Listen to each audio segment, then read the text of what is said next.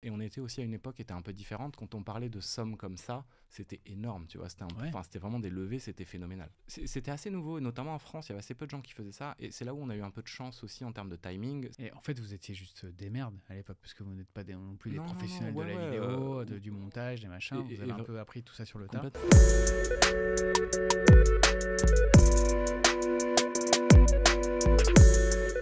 Mon invité est ingénieur en télécommunications et réseaux, diplômé de l'ENSEEIHT. Il va vraiment nous le prononcer, nous dire après comment ça se prononce. Et titulaire d'un diplôme en Computing Science de l'Imperial College de Londres. Dans une première vie, il a bossé comme consultant dans l'IT, puis a créé une boîte qui vendait du matos informatique à des startups. Mais ça, c'était avant. Il a ensuite cofondé, et il le fait encore aujourd'hui, Explore Media, un média vidéo spécialisé dans l'edutainment, combinant éducation et divertissement. Cherchez pas, je suis sûr que si vous écoutez ce podcast, vous êtes déjà abonné. Explore Media cumule plus de 10 millions d'abonnés et 850 millions de vues par an sur l'ensemble des réseaux sociaux sur lesquels ils sont présents. YouTube, Instagram, TikTok, Facebook, Twitter, Snapchat, LinkedIn et Copain d'avant. Non, Copain d'avant, c'est pas vrai. Et pour en parler, je reçois Michael Sebag. Salut Michael. Salut Christopher. Bon, c'est quoi ce nom d'école imprononçable ? Ouais, ça s'appelle l'ENSET. l'ENSET. Ouais, l'ENSET, c'est une école à Toulouse, et donc ouais, c'est une école d'ingénieur, et que j'ai faite à la suite de mes études. J'ai fait une école d'ingénieur, et comme tu l'as dit, après j'ai fait l'Imperial College en Computing Science, donc vraiment des ça, études. C'est plus simple déjà. Ouais, c'est plus simple, ça se comprend mieux, Mais Alors, donc études d'ingénieur, ouais. Et tu te rappelles de ce que ça veut dire l'ENSET ? École nationale. Ah, je vais dire une bêtise. E-N-S-E-E-I-H-T. Ceux qui ont créé le nom de cette école, c'est pas possible. Mais c'est raccourci en un N et un 7. Et pour le coup, c'est une très bonne école. E-N. En gros, le nom, quand ils communiquent, ils disent N7. Un N et un 7. Ils sont nuls en com, mais je pense qu'ils sont très bons. Ils sont plutôt bons en formation, en éducation. Ouais, ils sont bons.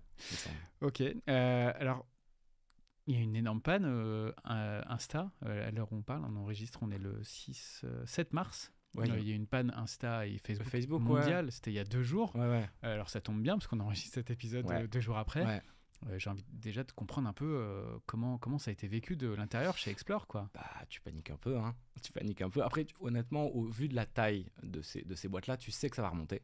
Ça va remonter. Là, on a eu de la chance. C'était pas une journée où on avait par exemple des OP, où on avait, on avait rien de particulier, pas d'OP avec des clients, on n'avait pas tout ça. Donc c'était juste nos contenus. En fait, tu mets tout en poste. Heureusement. Ouais, tu continues à produire, mais tu diffuses pas. C'est pas la première panne que vous vivez, je pense, avec Explore. Il y en a déjà eu. Ouais, t'en as eu pas mal. Souvent, mais... Non, exactement. C'est pas souvent. Et généralement c'est court. Donc c'est jamais. On en a vécu plusieurs. Maintenant, on stresse pas trop. Juste tu fais un peu le dos rond. T'attends que ça passe, quoi. Et la panne mondiale, ça a duré quand même quoi, 3-4 heures, hein. Ouais, c'est ça. C'est énorme. Mais après, nous, au vu de nos niveaux de diffusion et nos niveaux de production, sachant qu'on va poster, on va dire 2 ou 3 fois par jour, ça va nous impacter sur un post qu'on peut aller décaler, tu vois, au soir un peu plus tard ou le lendemain. Non, mais sur votre prod, au moment de poster, bien sûr que ça peut avoir un impact limité, mais en tout cas, ça veut dire que pendant 3-4 heures, vos contenus ne sont pas accessibles à l'ensemble des audiences, ce qui fait qu'il y a quand même un drop sur c'est un vrai truc. Vous l'avez vu ? Ouais, par rapport à un jour normal, sur cette journée-là, on l'a vu. En pourcentage d'audience en moins. Je ne saurais pas te dire, mais on est sur, ça doit être du 20%, 30%, tu vois. Mais après, nous, par exemple, on a envoyé un post sur Facebook juste après la panne. Il a mis du temps à partir. Tu sentais que l'algo était un peu perdu. Il devait y avoir pas mal de choses dans la file d'attente. Exactement. Je pense que tu as un fil d'actualité qui est un peu trop chargé, un peu surchargé. Mais au final, ça c'est plutôt. Le post est quand même bien parti. On a senti que ça s'était remis en marche. Ouais. Et au regard de votre taille actuelle, est-ce que vous avez eu une relation directe, vous, avec Meta pendant la panne ? Est-ce qu'ils vous ont prévenu ? Ils vous ont averti ? Non, t'as pas le même niveau d'info. Exactement, qu'un peu tout le monde. Tu vois ça potentiellement sur Twitter, X maintenant. Mais voilà, tu suis un peu ça comme ça et tu regardes un peu leurs annonces officielles, mais t'as pas, typiquement les gens qui nous suivent sur Facebook ne contactent pas en disant attention, il y a une panne, voilà où on en est, on n'a pas ce niveau d'info là. Et en fait, tu peux le suivre, t'as des endroits où tu peux voir un peu où ils en sont de la réparation de cette panne, mais c'est tout, quoi. Et t'en sais pas plus que nous sur les raisons. Exactement. Non, franchement, on n'a eu aucune info. Quand même étonnant, parce que l'actu chargée en panne, hier soir, panne LinkedIn aussi. Ah, je l'ai pas vu. Alors, je sais pas s'il a été localisé en France, j'ai pas creusé, mais en tout cas autour de moi, et c'était pas qu'à Paris, beaucoup de gens n'arrivaient pas à accéder à LinkedIn. Alors moi, je suis pas du tout assez, mais je me dis c'est quand même bizarre, quoi. On est attaqué. Non, mais c'est quand même bizarre.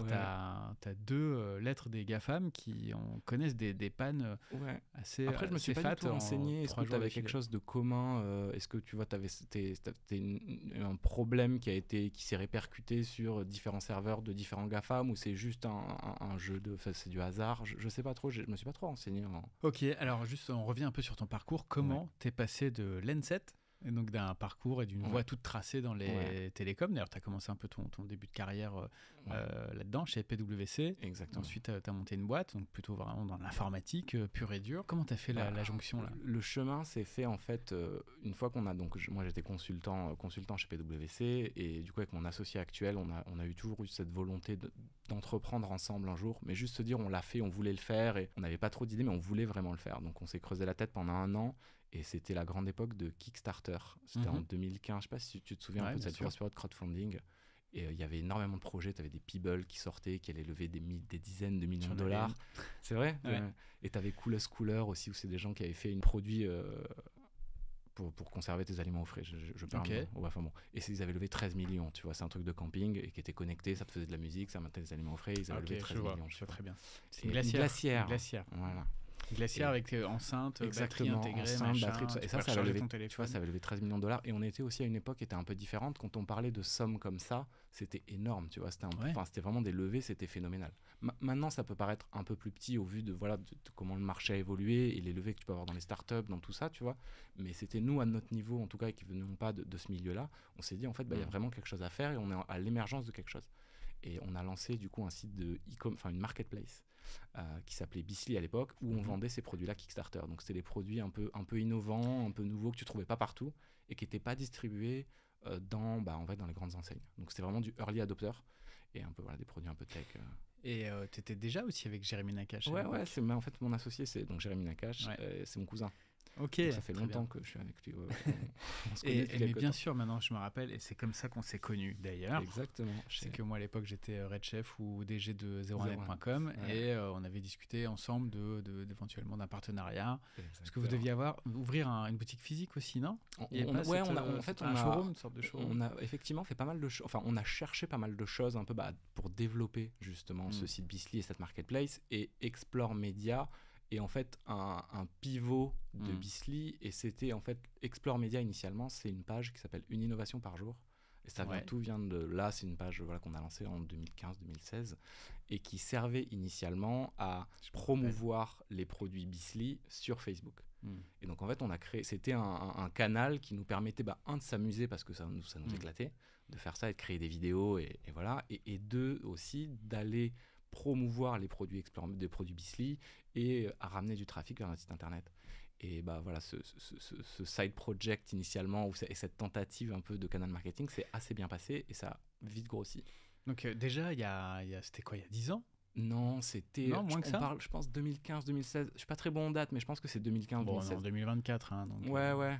Attends, regarde, je vais voir les dates. 8 ans, écoute, ça doit faire... Et septembre 2014. Ouais, ça c'est Bisly. Moi j'ai arrêté de travailler et on a lancé Bisly exactement. Et après, on n'a pas lancé immédiatement. C'était pas il y a 10 ans, mais quasi. Mais vous aviez déjà conscience que pour finalement faire la promotion d'un produit, c'était intéressant de produire du contenu et de faire du média et de le pousser sur les plateformes. Et c'était assez marrant. C'était quand même de l'avant-garde. C'était assez nouveau, et notamment en France, il y avait assez peu de gens qui faisaient ça. Et c'est là où on a eu un peu de chance aussi en termes de timing. C'était que d'une part, tu avais Facebook, parce qu'on parle vraiment de Facebook à cette époque-là, c'était les réseaux sociaux, c'était limité à Facebook. Et tu as Facebook qui poussait la vidéo native à fond. Et donc l'algorithme était ultra clément avec les vidéos natives. Là où beaucoup de médias qui étaient sur Facebook, en fait, cherchaient à faire du trafic sortant. Et pour aller sur leur site internet, sur tout ça. Et nous, ce qu'on faisait, on faisait beaucoup de vidéos natives. On a été un peu les premiers. On a été parmi les premiers à faire ça. Donc tu avais assez peu de concurrence, un algorithme ultra clément. Et surtout, au vu des produits qu'on vendait sur notre plateforme, on avait énormément de matière en fait. On avait énormément de matériel marketing et des produits qui étaient quasiment jamais vus en France, des choses ultra rigolotes et qui se partageaient. Ouais, ça se partageait bien, les gens se taguaient, ça likait facilement. Enfin, c'était une combinaison de choses qui a fait que ce canal a plutôt bien marché. Et en fait, vous étiez juste des merdes à l'époque, parce que vous n'êtes pas non plus des professionnels de la vidéo, du montage, des machins. Vous avez un peu appris tout ça sur le tas. Complètement. Et c'était vraiment, à l'époque, on était 3. Et c'était moi, du coup, qui gérais un peu cette partie-là. Je faisais toute la partie acquisition initialement, donc tout ce qui était ads, Facebook ads et toute l'acquisition vraiment sur la marketplace.